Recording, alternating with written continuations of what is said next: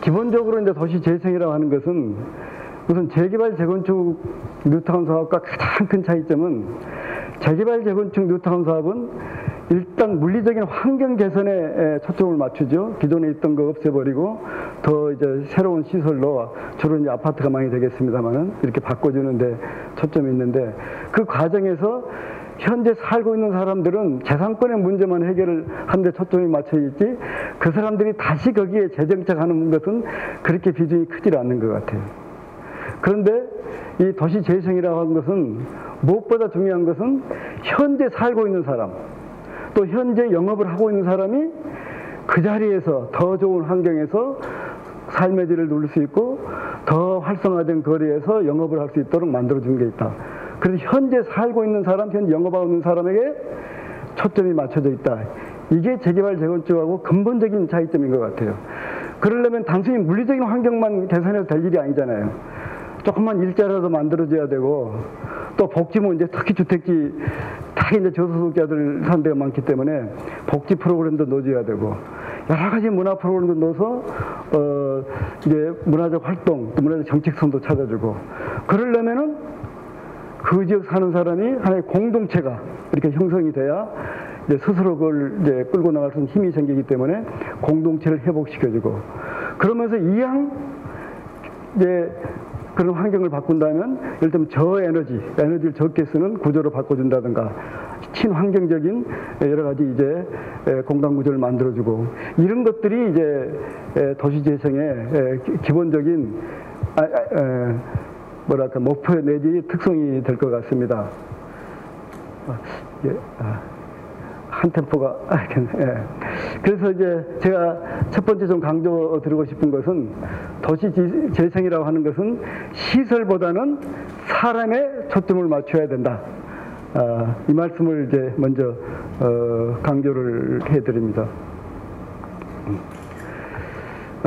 그렇다면 이제 왜 도시 재생 정책을 국가 차원에서 추진하는가?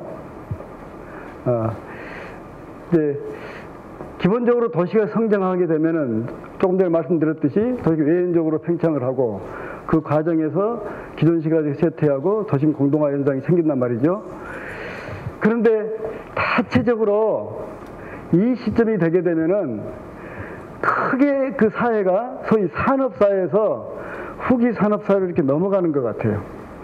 산업사회는 주로 이제 전통적인 제조업이 경제 기반이 되는 사회에서 지식산업, 정보산업, 문화산업, 뭐 금융산업 같은 것이 이제 새로운 경쟁력 요소로 등장되고 전통적인 제조업은 결국 이제 경쟁력을 잃게 되고 우리가 지금 딱 그렇잖아요. 지금 조선소 막 문 닫고 다 막 그러죠.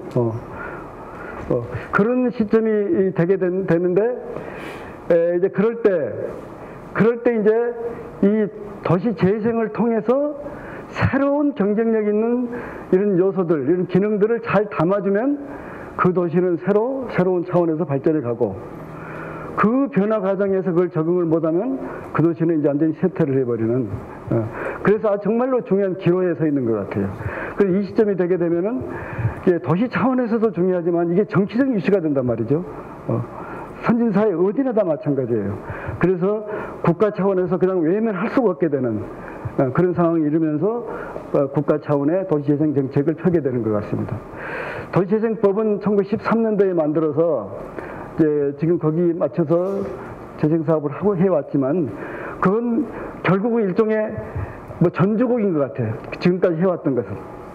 이제 금년에 새 정부 들어오면서 도시재생 뉴딜 사업이라는 명칭을 붙였는데 이제 본격적으로 하는 것 같아요. 우선 예산 자체가. 그동안 재생 예산 별도로 한 게 1년에 500억 정도밖에 안 됐습니다. 기존에 도할 사업이 뭐니 다 합쳐가지고 1,500억 원이었고, 이걸 이제 1년에 그 국가 재정 투자를 2조 원을 하고, 또 8조 원의 이제 기금이라든가 공공 투자를 위해서 1년에 10조 원씩 하겠다 그런 거 아니에요?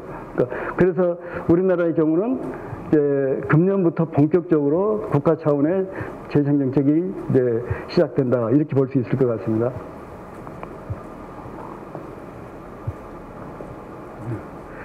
근데 특히 도시 재생을 하면서 다 중요하죠. 세태한 게 다 중요한데 특히 원도심을 중요시하는 이유가 있습니다. 원도심은 다른 지역에 비해서 역사성이 있고 또 문화적 가치를 지니고 있단 말이죠. 그래서 굉장히 다양한 계층들이 바로 이 원도심, 구도심에 이제 살기도 하지만 여러 가지 활동을 하게 되죠. 그래서 요즘 이제 소위 창조 산업이라고 하는 거, 아까 지식산업, 정보산업, 문화산업 이런 것 같은 경우는 그 입지 조건이 다른 제조업들은 저 도시 밖으로 이렇게 가지만은 그런 문화산업, 지식산업, 정보산업 같은 것은 도시 중심부를 지향합니다. 그래서 일본이 럭봉길선이 뭐 미드타운이 뭐 이런 큰 대형 사업을 중심부에 해서 이제 성공적으로 가는데 바로 그게 이런 지식산업, 문화산업에 대한 수요, 그 아주 많은 그 부분을 바로 이런 산업들이 채우고 있습니다. 그래서 이제 기본적으로 도시 중심부라고 하는 것은 후기 산업사의 새로운 경쟁력 요소를 그 경쟁력인 어떤 경쟁성을 지닌 그런 기능을 담는 그릇으로서의 대단히 우선 가치가 있는 거죠. 그리고 여러 다양한 사람들이 거기에 지금 활동하고 있기 때문에 소위 창조 산업이라는 것이 또 바로 이 원도심, 이 오랫동안 역사가 있는 그런 구도심에서부터 소위 창출이 되더라. 이게 이제 영국이라든가 먼저 경험했던 나라들의 경험이죠.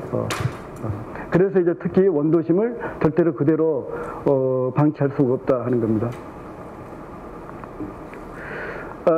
그래서 도시재생 목표는 여러 가지 있겠습니다만은 제가 일단 셋으로 요약하면은 무엇보다도 지역 역량 강화. 지역 역량 강화라는 것은 어떤 걸 말합니까? 결국은 살고 있는 사람들이 그 지역의 발전을 위해서 힘을 보탤 수 있는 그런 분위기를 만든 거죠. 그러려면 어떻게 해야 돼요? 공동체가 회복이 돼야 돼요. 그래서 이제 바로 공동체 회복이 대단히 중요한 재생의 목표가 되고, 그리고 이제 주거적이든 상업적이든 간에 대개는 이제 이렇게 쇠퇴한 곳은 좀 그 경제적으로 어려운 사람들이 많단 말이죠. 그래서 어떻게 하든지 저만한 어떤 소득을 좀 높일 수 있는 그런 사업을 넣어주고, 그리고 작은 일자리라도 이렇게 만들어준 것이 도시 재생이다 말이죠.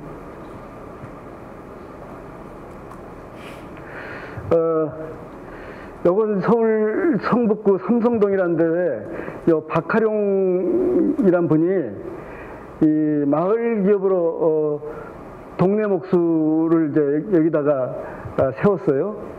이제 그러면서 동네를 위해서 뭘 하나 해주고 싶었대요. 처음 시작하면서. 그래서 동네 분들한테 뭘 해줄까 하고 물었더니 자기도 놀랐다는 거예요. 요 평상 좀 새로 하나 만들어주라. 그래가지고 이렇게 만들어줬대요. 근데 뭐 엄청나게 좋아하더래요. 뭐 이 동네 분들 뭐 상의할 게 있으면 여기만 오면 항상 그 상의가 된대요. 그러니까 작은 거지만 바로 이게 어떻게 보면 도시 재생의 출발일 수 있다 이런 말씀이고요. 바로 옆에 있는 창신동이라는 동네에 있는데 이게 이제 동대문 시장이 바로 옆에 있는 가까이 있는 이제 동네란 말이죠. 그러면 동대문 이제 시장에서 이제 주로 이제 의류 옷 도매하고 그러잖아요. 동대문 시장이. 거기서 이제 주문이 들어오면은 바로 그 연락을 받아서 바로 그 이제 이를테면 중국 바이어가 기다리고 있는 동안 가서 샘플을 만들어 가지고 보여주고 이렇게 하냐 딱 확답하고 계약을 한대요. 그러니까 시간 싸움을 해요. 시간 싸움. 이제 이런 것에 여기가 봉제 산업이 주로 이제 임대에서 한 80% 정도가 임대에서 생활하는데 대부분이 다 이제 봉제를 하는 분들이더라고요. 아무튼 그런 동네인데 여기에 이제 그때 그 환경부 사업인가 해서 뭐 쌈지공원 뭐 만드는 거에서 뭐 하여튼 10억인가 얼마를 받았던 모양이에요. 그래서 이렇게 이제 만들어 가는데 이렇게 조그맣게 화단 같은 걸 만들어 가는데 조금 시작하다 중단을 했대요. 그리고 왜 중단했냐 했더니 주민들이 반대를 했대요. 그래서 못했대요. 그래서 결국은 8월인가를 반납을 했다네요. 못하고. 그래서 이거 만드는데 왜 반대를 했느냐 했더니 얘기를 들어보니까 여기 같은 경우는 어차피 턱이 있어가지고 오토바이를 세울 수 없는데 이 다른 이 골목길에는 전부 그런 빈 공간에 오토바이를 세워놓는다 이거예요. 그래서 이제 요걸 쌍둥이 이런 걸 만드니까 오토바이 세울 공간이 안 나오는 거예요. 그래가지고 주민들이 반대를 했다는 거예요. 그래서 이 지역 주민들 동네에 이렇게 꽃 심고 나무 심고 하는 거 동네가 아름다워진 거 싫어할 사람 있겠습니까? 동네가 아름다워진 것도 중요하지만 좋지만 그보다 더 중요한 것은 먹고 사는 문제라 이거예요.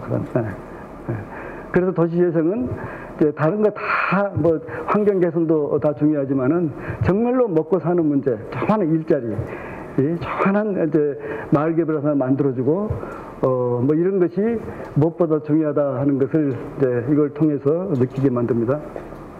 자, 그러면 지금부터 누질 사업 잠깐 말씀드리면 이제 금년부터 지금 도시 누질 사업 며칠 전에 이제 그 마감을 했죠. 잠깐만 좀 소개해드리면 기본적으로 누질 사업의 목표는 크게 4가지로 설정을 하고 있습니다. 주거 복지 실현, 도시 경쟁력 회복, 사회 통합, 일자리 창출. 사회 다른 걸 다 알겠죠. 사회 통합은 이제 세대로 산 사람들, 임대에 산 사람들 이런 사람도 함께 이제 더 나은 사회를 만들어가는 그것을 사회 통합으로 그러니까 어려운 저소득자들도 함께 가는 사회 그런 사업이 되도록 하자 뭐 이런 뜻이에요. 크게 이 4가지로 설정을 하고 있습니다. 그리고 아까 잠깐 말씀드렸듯이 예산은 연간 10조 원이라고 그러는데 실제 재정 투자는 2조 원입니다. 1년에. 그리고 5조 원이 주택도시기금이고 그리고 이제 이런 공사에서 LH 공사 같은 데서 1년에 3조 원씩 투자를 한다 그러죠. 근데 이것은 이제 조금 혼동하신 분들이 계시는데 주택도시기금이라고 하는 것은 빌려 쓰는 돈이잖아요. 빌려주잖아요. 빌려주는데 이자를 싸게 해주는 거예요. 지금 1.5%까지 해주겠다는데 이자가 싸다 뿐이지 사업 후에 그걸 갚아야 돼요. 요 공사 같은 데서 투자하는 돈도 LH공사에서 투자를 하면은 빼가잖아요. 돈 대개는 이윤 좀 붙여서 빼가잖아요. 다시 투자지 그냥 주는 게 아니잖아요. 다시 말씀드려서 10조 원 중에 8조 원은 빌려 쓰고 갚거나 이자 붙여서 갚거나 아니면 투자했다가 빼가거나 하는 거란 말이죠. 그러면 실질적으로 이런 기금이나 또 공사에 투자가 가능한 곳이 우리나라에 몇 군데나 되겠는가.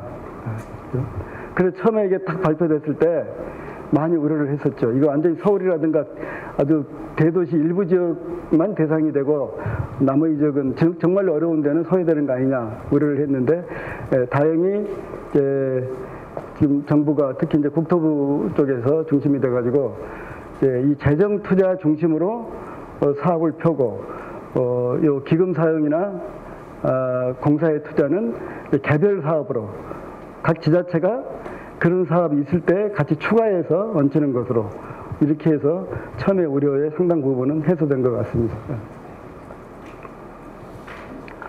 지금 이제 모집을 한 게 크게 5가지 유형으로 모집을 했죠. 여기에 이제 또 하나가 이제 공사 제한형이 이제 별도로 하나 있고요. 그렇게 해서 지금 총 이번에 60개를 하고 공사 제한형 10개 이제 별도로 하고 해서 그 중에 45개는 광역자치단체 요 3개 근린 주거지원형 우리 동네는 일단 대전시가 직접 3개를 뽑도록 돼 있고 또 2개는 15개 중앙정부가 이제 중앙정부에서 이제 직할로 선정을 하도록 이렇게 돼 있죠. 각각의 특성들을 하다 보면 시간이 좀 가서 그냥 느끼고 조금 간단히 여기다가 그 종류 이렇게 정리해 놨으니까 그 참고를 관심 있는 분 참고를 하시죠. 제가 40분 시간이 제가 주어져 가지고 이건 좀 이렇게 양해를 구하겠습니다.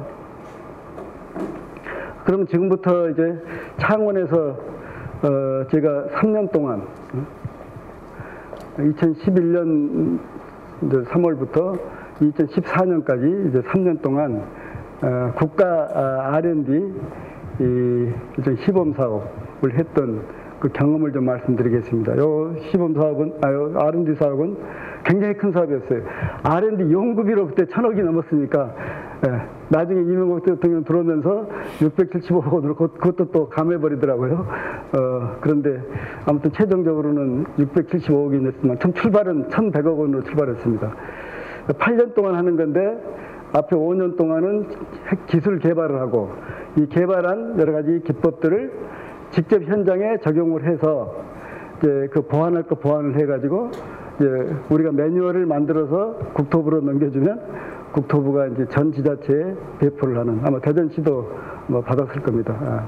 그래서 그 사업을 이제 했는데, 이제 그 당시 제가 이제 핵심과제 책임을 맡고 있어서 3년 동안 이걸 맡아서 수행을 했습니다.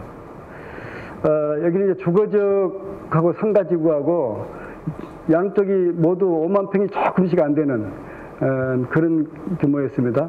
그러니까 창원이지만은 마창진 통합을 했잖아요. 그러니까 마산, 옛날 구 마산의 원도심이 되겠습니다. 이랬습니다. 이거 당시 갔을 때 제가 찍은 사진인데, 주거지역은 이런 모습이었고, 이제 이런 곳을 이제 재생을 하러 들어갔던 겁니다. 이건 생략을 하고요. 그래서 처음 여기를 딱 들어갔는데, 이게 그 R&D 연구 사업이기 때문에 사업비가 없잖아요. 사업비라고 하는 것은 그 시제품비 조금 있었고, 주로 이제 인건비라든가 이런 경비 중심이었지 사업비가 없었단 말이죠.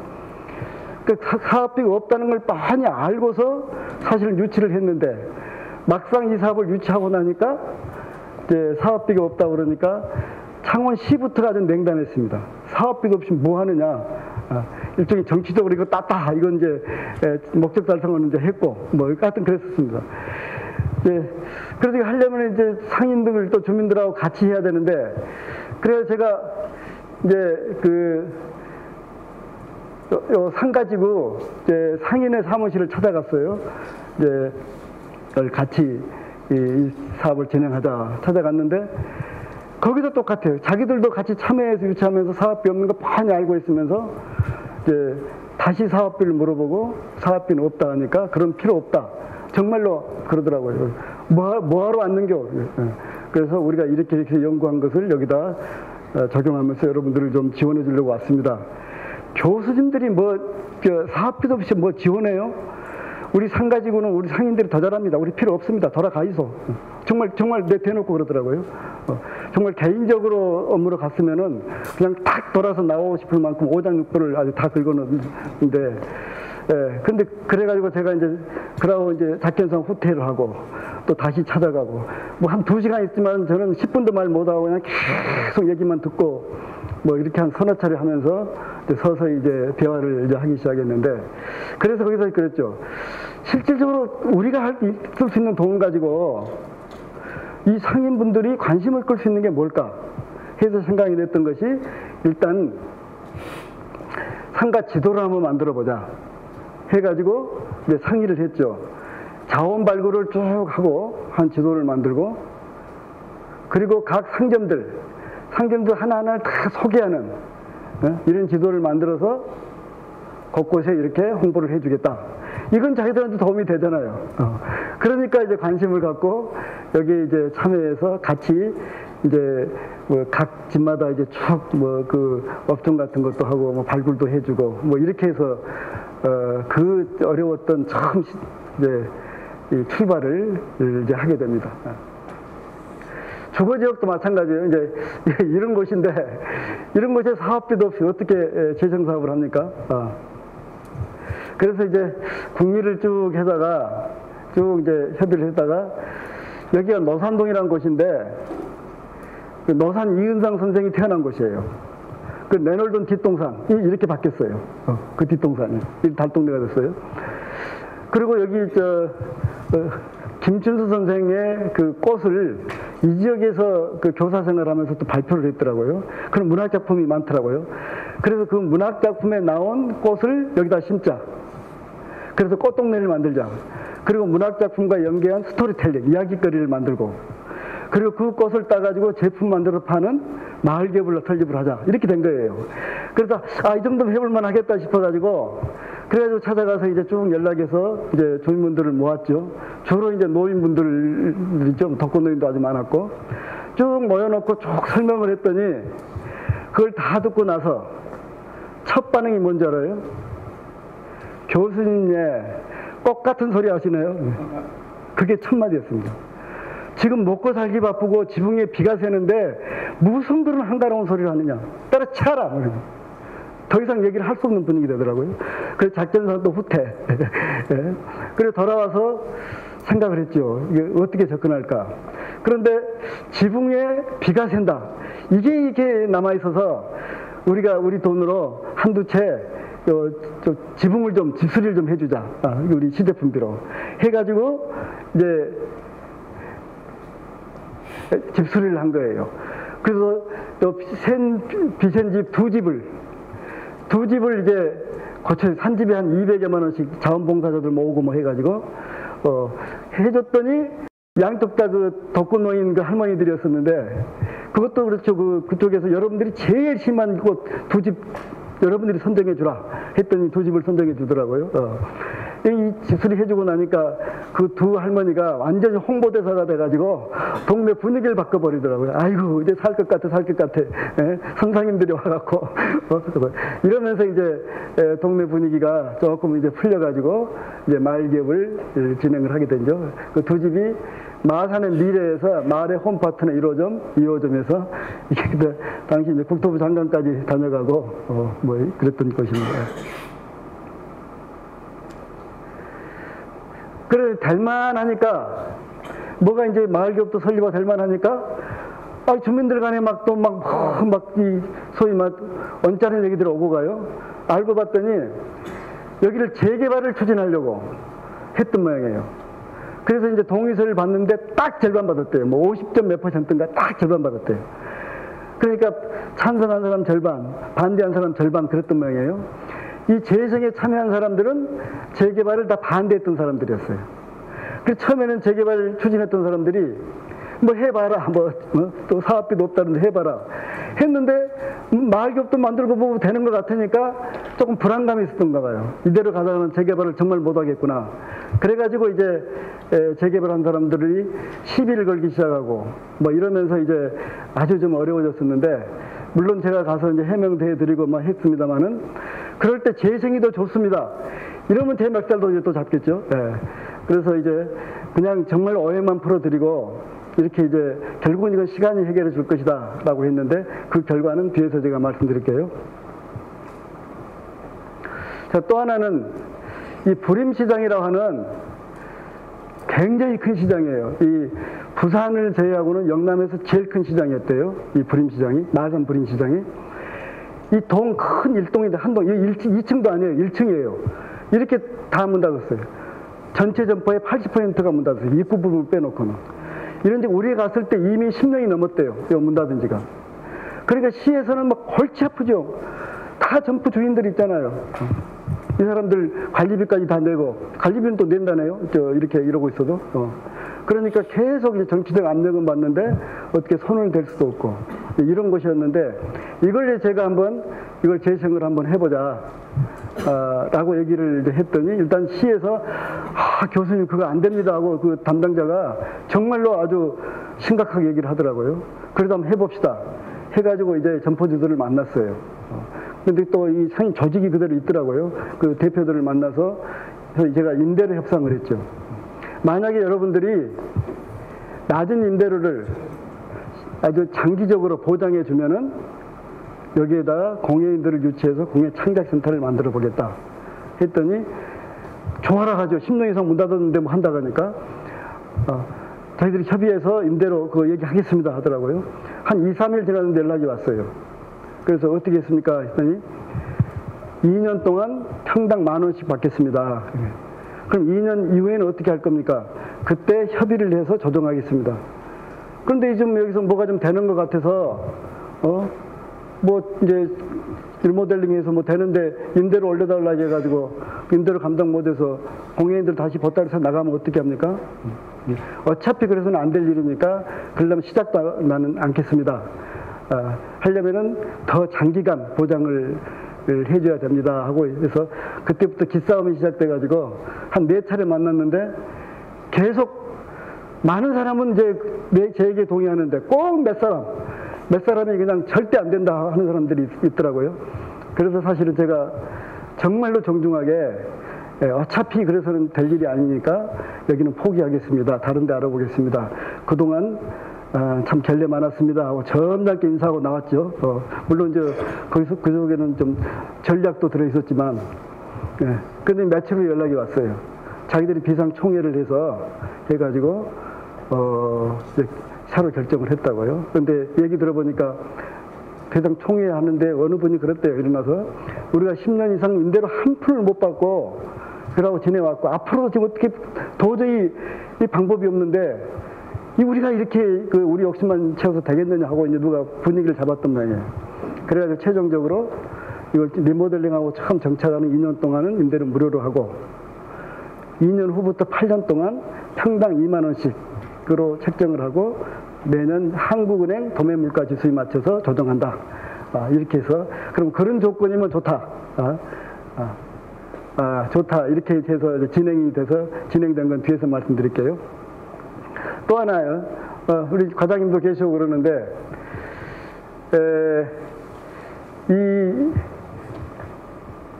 원래 이제 도시재생지원센터를 이제 우리나라 최초로 이제 창원 도시재생지원센터라는 걸 만들었는데 법 생기기 전에 그 센터가 그 하포구청에 공간을 줘서 거기서 이제 센터를 운영을 했는데 실제 현장은 1km 정도가 좀 떨어져 있었어요.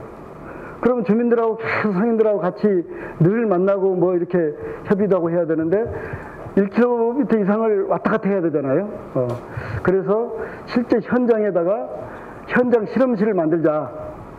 이렇게 해서 이제 알아보니까 어느 분이 이 건물 주인이 자기 3층이 비었으니 이거 고쳐서 3년 동안 써라. 임대료 필요 없다. 안 받겠다. 그래가지고 이제 이걸 리모델링을 해서 현장 실험실 리모델링 하는데 리모델링 할 정도의 예산이 있었어요. 우리 이제 예산에 시제품비도 있었단 말이죠. 그런데 이제 제가 책임인데 제가 충북대학교에 소속이 있으니까 예산을 충북대학교 산업협력단으로 내려왔었어요. 그러면 이제 예산 신청을 충북대 산업협력단에 신청을 하는데 여기서 안 된다는 거예요. 처음 계획 세울 때 그 항목이 없기 때문에 안 된대요. 현장 실험실이라는 게 없기 때문에. 그런데 거기서도 이제 해주려고 얘는 써요. 거기도 물론 다 교육부 공무원들인데 나도 거기 30년 이상 다 근무를 했고 다 아는 사람들 그러니까 어떻게 도와주려고 하는데 규정상 안 된다는 거예요. 규정상. 그래가지고 2달 동안을 못했어요. 도저히 방법이 없대요. 그래가지고 최종적으로 이제 머리를 짜낸 게 보니까 전문가 활용비라는 게 있어요. 그리고 재료비라는 게 있고 우리 신청한 거예요. 이제 우리 계획서에. 그래서 뭐 여기 할 그 실내 목수를 전문가 활용비로 해가지고 비용을 따로 책정하고 그 목수한테 이거 들어갈 거 재료를 다 뽑아라. 다 뽑아라 해가지고 전부 재료비로 따로 신청을 하고 거기 들어간 인건비 들어간 것도 다 이제 전문가 활용비로 해가지고 다 처리하고 이렇게 해가지고 이걸 이제 이렇게 이제 바꿔놓습니다. 그 정말로 2달 동안 엄청난 에너지 소모하고 뭐 이게 하여튼 아무튼 그 행정의 어떤 경직성 이제 이런 부분이 이제 재정에서 굉장히 어려움 중에 하나였다 말씀해요. 또 하나의 어려움은 우리가 들어올 때 같은 시기에 중기청 아이고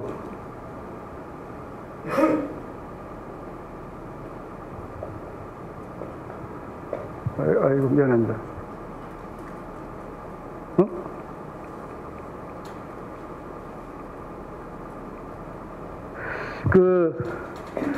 거의 같은 시기에 창원시가 중기청에 상권 활성화 사업을 또 유치를 했어요.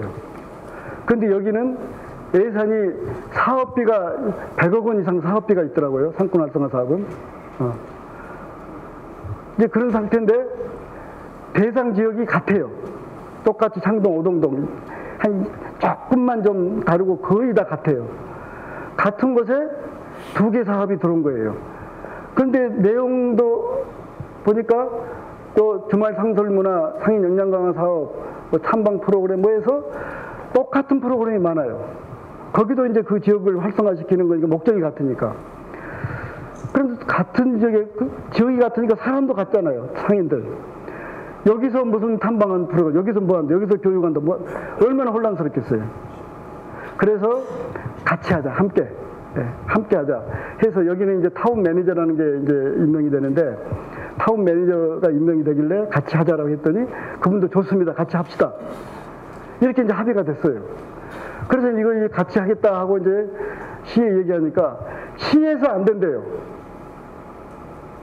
그래서 왜 안 되냐? 이렇게 하면 이렇게 유리한데 왜 안 되냐? 했더니 부서가 달라서 안 된대요. 6개월 동안을 그래, 6개월 동안. 아무리 설득하고 해도 안 된다는 거예요. 그래서 나는 부서가 달라서 안 된다고 그래서 정말로 나는 국이 다른 줄 알았어요. 하나는 경제부서고 이쪽은 이제 도시부서고. 나중에 알고 보니까 같은 과에서 개가 달라요. 근데 이거 현실이에요. 내가 그거 창원 가서도 한번 이 얘기를 한번 또 공개적으로 한번 했는데, 네. 그래서 결국은 이제 막 혼란스럽고 막 이러니까 주민들이 막 시장 찾아가고 막 해가지고 결국은 그 과장 딴 데로 옮겨가고 다른 과장 오면서 같이 하게 이렇게 됐었어요. 그러니까 이게 생각이 경직돼 있으면은 이제 이런 현상이 생기는 것 같아요. 그래서 정말로 정부 부처 간의 칸막이도 두껍지만은 지자체 내의 부서 간의 칸막이도 참 이렇게 참 두껍구나 하는 것을 좀 알게 됐습니다. 그리고 지금까지 이렇게 쭉 오는 과정을 이렇게 보면은 이 정병씨 얘기가 생각나더라고요. 길이 안 보이면 찾아서 가라. 찾아도 없으면 만들어서 가라. 뭐 정주영 씨는 맹들어 가라 그랬죠. 정말로 재생이라는 것은 현장의 다양한 변수들, 굉장히 다양한 이런 변수들이 정말로 예기치 못한 이제 이런 상황들이 이제 많이 생기게 되는데, 그럴 때 정말 현장에서 현장 중심으로 그 길을 찾아가는 것이 바로 재생이다. 이제 이 말씀을 드리고 싶어요. 자, 이렇게 해서 이런 이제 어려움을 거쳐서 이제 조금씩 이제 우선 주민들이 참여를 하면서 이제 조화를 하니까, 그러니까 창원시가 바뀌더라고요. 그전에 우리가 아무리 얘기할 때는 안 바뀌더니 결국 이제 이게 참 이 선거제도라는 게 뭐 영향을 미친 건지 아무튼 이제 바뀌어서 강 교수님이 좀 짧게 하시겠다고 저대로 조금 시간 더 쓰래요. 외식 박사님께서 시계를 보시래요. 제가 조금만 더 쓰겠습니다. 이제 우선 창원시가 바뀌더라고요. 그래가지고 아까 집수리를 이제 2채를 해줬는데 반응이 워낙 좋으니까 이제 시에서 좀 더 해줄 수 있느냐. 그래서 우리는 예산이 없으면 못한다. 그럼 뭐 방법이 해주고 싶어도 못하죠. 그랬더니 그 담당 계장이었어요. 계장이 뭐 이렇게 뭐 왔다 갔다 이렇게 뭐 찾는 것 같더니 얼마 후에 연락이 왔어요. 자기가 찾아보니까 제로비로 지원할 수 있는 돈 5천만 원을 예산을 발견했으니 그 5천만 원을 제로비로 지원해 줄 테니까 집수리 좀 더 해줄 수 있습니까? 그러는 거예요. 그래서 그럼 해주겠다. 해가지고 이제 집수리단을 모집을 했어요. 주로 이제 주민분들이고 여기 목수분도 이제 계시고, 그러고 이제 창원대 그 헤비타트 동아리 연락해서 연락했더니 뭐 지도교수까지 와서 같이 도와주고, 그 지역의 그 진성건설이라고 조그마한 건설회사인데 그 아는 사람을 통해서 부탁하니까 장비 지원해주고 일부 또 재료도 좀 대주고, 그래가지고 결국은 그 5천만 원인데 또 그것도 10% 떼더라고요. 그래서 결국 이제 4,500만 원 가지고 4,500만 원 들어서 17채를 집수리를 해주게 됩니다. 그러니까 동네 분위기가 바뀌더라고요. 이것도 우리가 선정 안 했어요. 그냥 주민분들한테 여러분이 쭉 순서를 쭉 여러분들이 합의해서 해와라.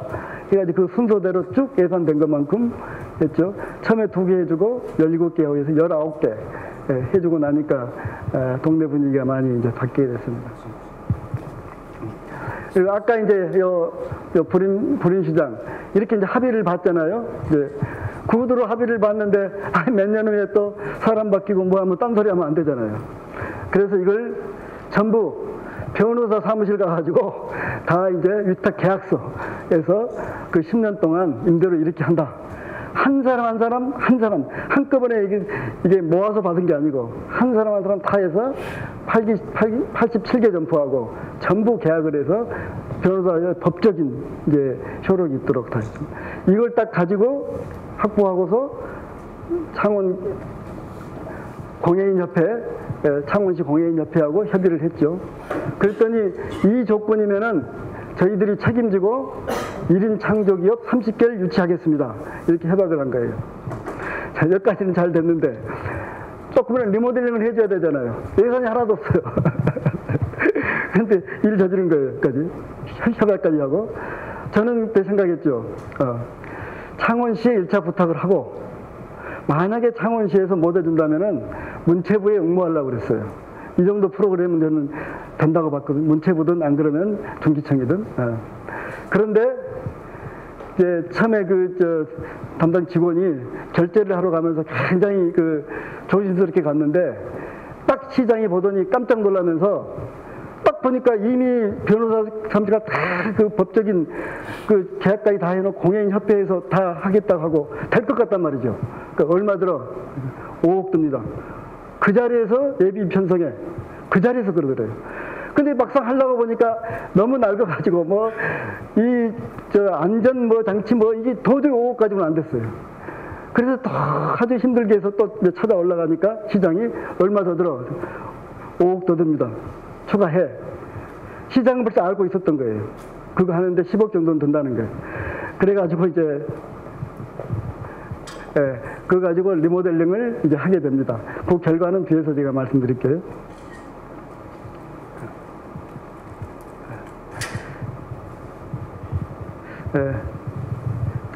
이건 생략하겠습니다. 시간이 좀. 자, 이렇게 해서 이제 이렇게 되면서 아까 상권 활성화 재단하고 이제 과장 바뀌면서 같이 하게 됐다고 그랬잖아요.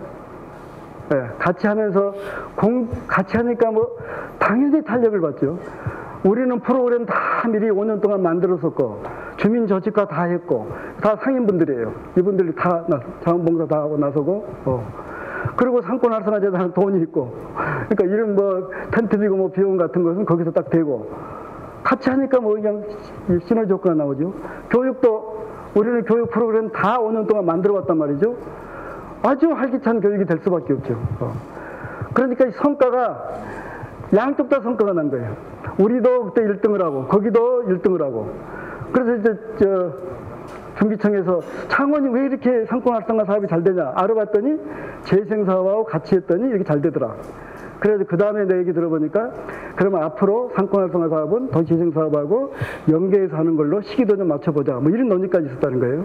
아무튼 이제 이렇게 같이 함으로써 시너지 효과를 봤다 하는 말씀이고요. 제가 3년 동안인데 이제 3년 차가 됐어요. 그런데 3년이 지나면 우리는 손 틀고 나와야 돼요. 그러면 우리가 쭉 주도해 가다가 손 틀고 나오면은 이 사업 이어가지를 못 하잖아요. 그래서 이제 2년 차 끝날 무렵부터 이제 고민이 생겼어요. 어떻게 할까 하다가 3년 차에는 가능하면 주민 스스로 하도록 좀 해보자. 그래가지고 도시재생대학도 일단 모아만 주고 거기서 다 반별로 반장을 뽑도록 했어요. 그래서 그 반장이 중심이 돼가지고 커리큘럼부터 다 너희들이 스스로 한번 짜봐라.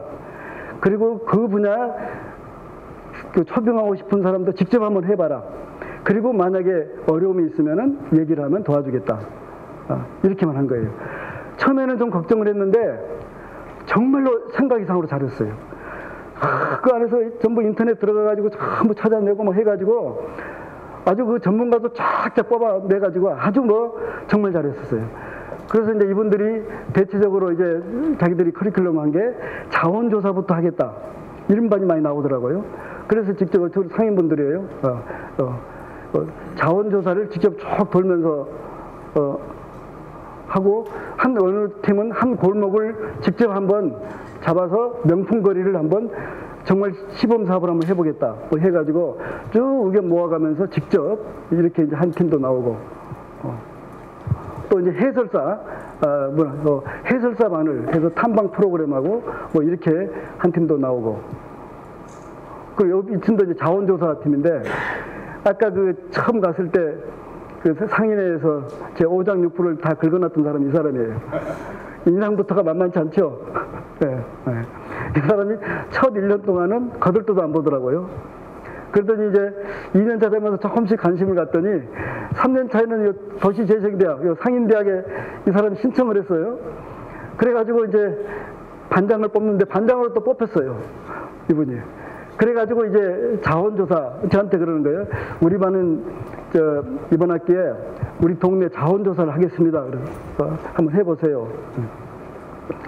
그러고 나서 이제 한 달 좀 지났는데 가서 뭐 좀 많이 자원 발굴했습니까? 그랬더니 이분 얘기가 제가 바로 창동 오동동에 58년 동안 한 번도 어디 안 떠나고 58년 동안 살았는데 우리 동네에 이렇게 많은 자원이 있는지 몰랐습니다.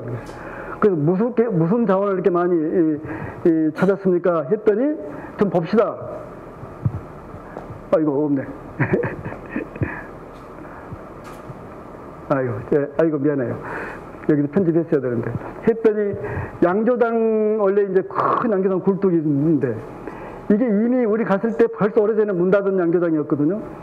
갔을 때 저거 빨리 철거 안 한다고 막 정말 했던 사람들 많아요. 뭐 할 때. 그 양조장 그걸 자원이라고 발굴해 오고 도깨비 골목이라 해가지고 무슨 정말로 험한 집인데 그게 뭐 일제 때 무슨 가옥이래요. 자기들이 찾아보니까. 뭐 그런 것들 이런 것들 다 자원이라고 찾아온 거예요. 그래서 이 사람들이 한 2년 이제 이렇게 재생사업, 재생대학 같이 하다 보니까 정말로 그렇게 과거 같으면 쓰레기, 정말 철거 대상이라고 생각했던 것을 자원으로 인식을 하더라는 거예요. 그래서 제가 아주 공개적으로 이제 여러분들은 정말로 이제 재생을 할 수 있는 기본 역량이 생겼습니다라고 제가 칭찬도 해드렸는데 아무튼 그렇게 바뀌었고 아까 노산동 거기가 워낙 뭐가 이제 짜투리 땅이 없으니까 동네 어느 한 분이 지금 묵은 밭이 있으니까 여기다 좀 동네에 쓰려면 써라 했는데 이걸 이제 도시에서 소를 못 구해가지고 직접 주민들이 이제 소 대신에 밭을 갈고 이렇게까지 된 거예요. 나와서 이제 전부 자원봉사예요. 다 봉사예요. 그 유치원에서 우리도 같이 참여하면 안 되겠느냐. 하라 했더니 또 유치원생들 다 해서 같이 참여시키고 이렇게 이제 바뀌더라는 거예요.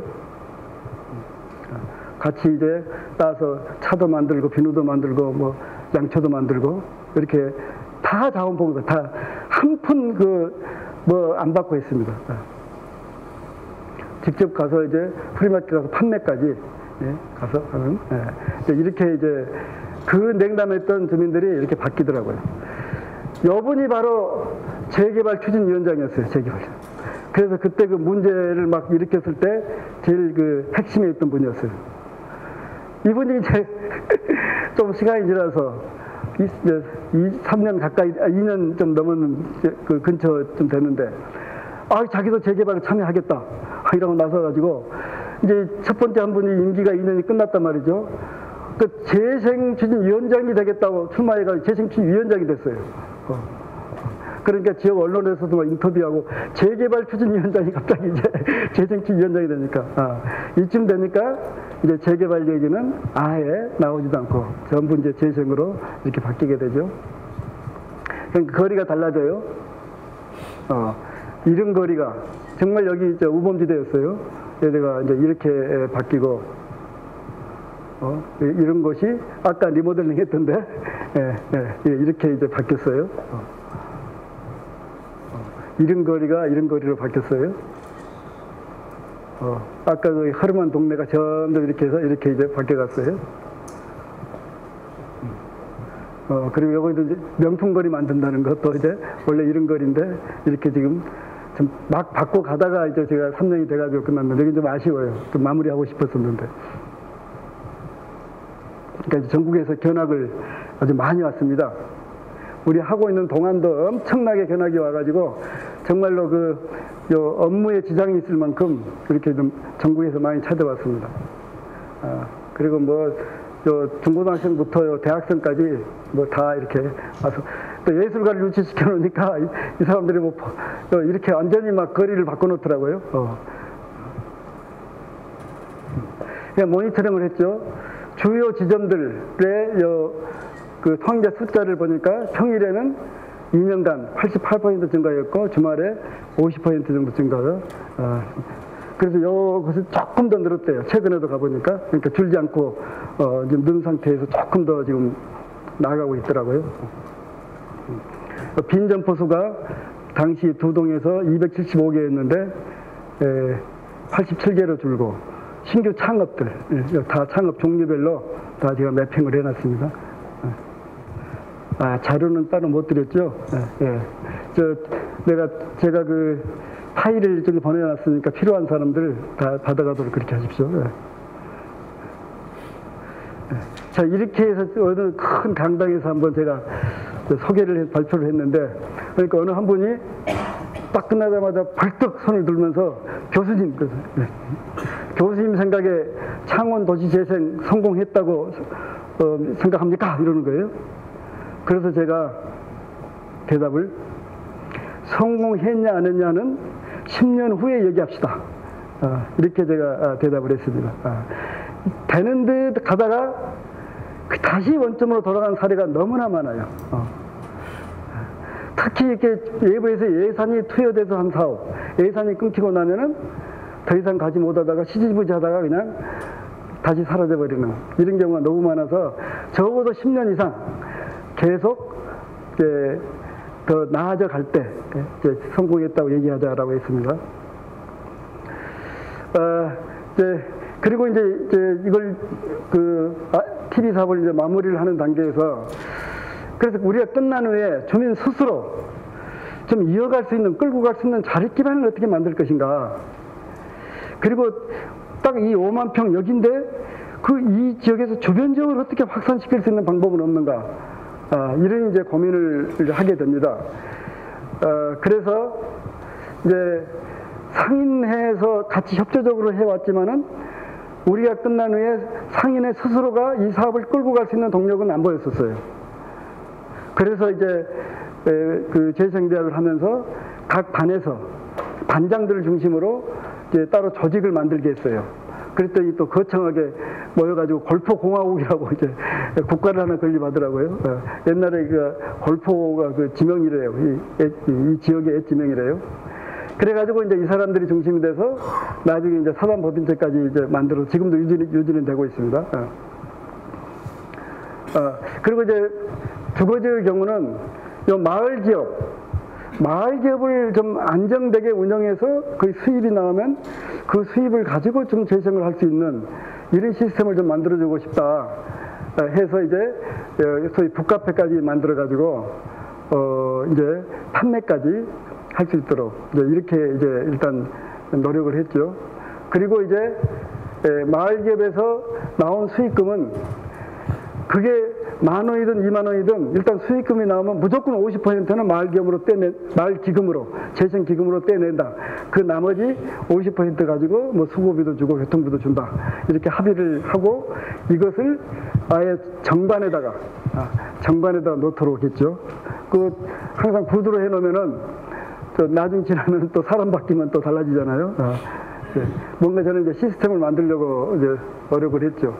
그리고 이제 재생신문도 처음에 이제 우리 센터에서 이제 제가 책임해서 제가 이제 발행인이었는데 3년 차는 발행 못하게 하고 주민 스스로 상인 상가지역 소식지, 주거지역 소식지로 해가지고 주민 스스로 발행하도록 하고 연구진들이 이제 도와주면서 2호, 3호까지 이제 발행을 스스로 하도록 만들어주고 이제 나왔죠.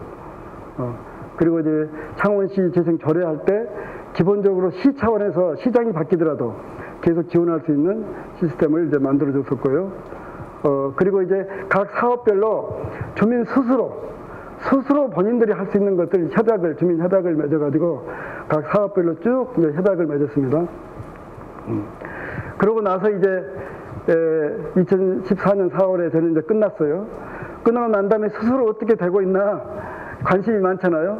근데 아까 골프공화국에서 자기들이 재생대학을 직접 해보겠다 해가지고 누구나 아카데미를 만들어서 이제 직접 하고, 그렇다면 그러면 여러분들이 한다면 그냥 무료로 가서 강의해 주겠다 뭐 이렇게 해가지고 이제 직접 재생대학을 이렇게 운영까지 이렇게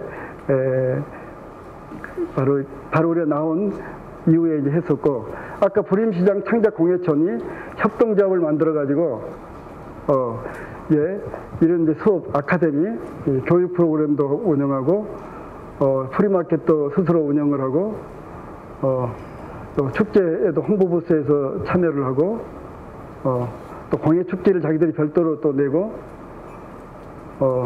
그리고 주말 놀이학교에서 애들 오면은 엄마가 따라오잖아요. 엄마는 여기 대놓고 시장 보고 그래가지고 여기 이 지역만 살아난 게 아니고 시장 자체를 좀 활성화시키는데 상당 부분 역할이 한 걸로 그렇게 이제 평가가 됐습니다. 근데 그 후로 2015년, 16년인데 이건 전혀 제가 뭐 아이디어 준 것도 아닌데 공예인 스스로가 우리가 이제 정부나 시로부터 도움을 받아서 이렇게 지금 영업을 잘하고 있으니 우리도 사회에 봉사하자 해가지고 요 장애인 복지관하고 MOU를 체결해가지고 장애인들 무료로 공예 교육시켜주는 걸 스스로까지 이렇게까지 가더라고요. 그 이쯤 되면 이제 어느 정도 이제 자립기관이 형성이 됐구나라고 생각한 거죠. 그것도 시간 때문에 그냥 넘어가겠습니다. 도시재생은 이제 주민주도로 해야 된다는 얘기를 많이 하는데, 기본적으로 행정, 관이 주도하는 사업은 근거가 있고 예산이 있어야 사업을 해요. 그리고 항상 감사에 준비해야 돼요. 감사 대비를 하려면 어떻게 해야 되나요? 규정을 어기면 안 돼. 규정을 따라야 돼. 그리고 예산을 투여했으면 항상 눈에 보이는 성과가 있어야 돼요. 여기를 벗어날 수가 없어요. 그러니까 공무원들을 뭐 이렇게 막 어떨 때는 좀 서운하기도 하고 따뜻스럽기도 하지만은 어쩔 수 없어요. 그 직책 자체가. 그게 한계인 것 같아요. 그런데 이걸 주민이 주도를 하게 되면은 예산이 없어도 정말 이거 필요하다. 한번 해보자. 한번 시작이 가능하다는 거죠. 했잖아요. 해서 성공했잖아요. 그리고 하는 과정에서 시행착오가 일정 부분 인정이 돼요. 그리고 당장 눈에 보이는 뭐 가시적인 게 없다 하더라도 하고 나서 이 정말 보람이 있었다. 이걸 통해서 우리 동네가 정말 화목하게 됐다 라고 느끼면 그게 성과란 말이죠.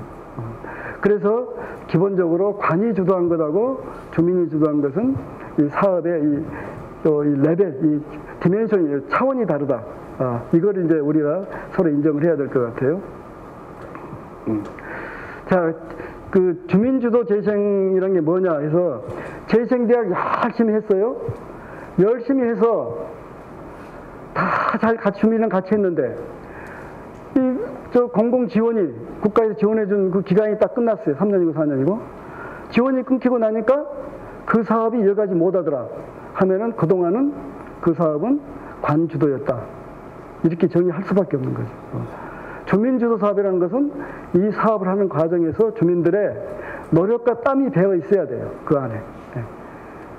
그래서 주민 스스로가 이것은 내 사업이다 라는 애착을 가지고 진행을 할 수 있을 때 주민주도 사업이 된다 이 말씀이에요.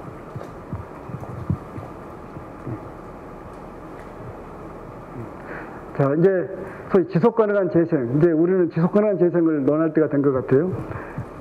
정부에서 많은 지원을 해주니까 사업하는 기간 동안에 뭐 성과가 나와요. 어떻게 그걸 이어갈 것이냐 하는 거예요. 빨리 가려면 혼자 가고 멀리 가려면 함께 가라. 다 우리 알고 있는 얘기죠. 우분투란 말 아는 분 많죠? 그 미국에 있는 심리학자가 아프리카 가서 실험을 했는데 그 어린애들이 놀고 있어서 거기 애들이 아주 좋아하는 과일 한 바구니를 사가지고 가서 그 한 19명 있는 애들 쭉 한 줄 세워놓고 너희들이 딱 여기서 뛰어서 저 건너편에 있는 나무까지 제일 빨리 간 사람한테 이 과일 바구니를 주겠다 했다는 거예요. 그래놓고 소위 시작했는데 여러분들이 다 같이 손잡고 같이 뛰어가더라는 거예요. 그래서 뛰어간 다음에 다 같이 돌아가더라는 거예요. 아니 너 제일 빨리 온 사람한테 준다겠는데 왜 그러냐라고 그러니까 이 애들이 동시에 우분투 그러더라고요. 이 우분투란 말이 원래 반투족, 아프리카 반투족의 원래 말인데 만델라가 이제 교육을 시켰다는 거예요. 우리가 함께 있기에 내가 존재할 수 있다. 이런 말이래요. 네. 저는 도시재생의 궁극적 목표는 함께 잘 사는 사회를 함께 만들어가는 것이다. 저는 그렇게 생각을 하면서 제 말씀을 마치겠습니다. 감사합니다.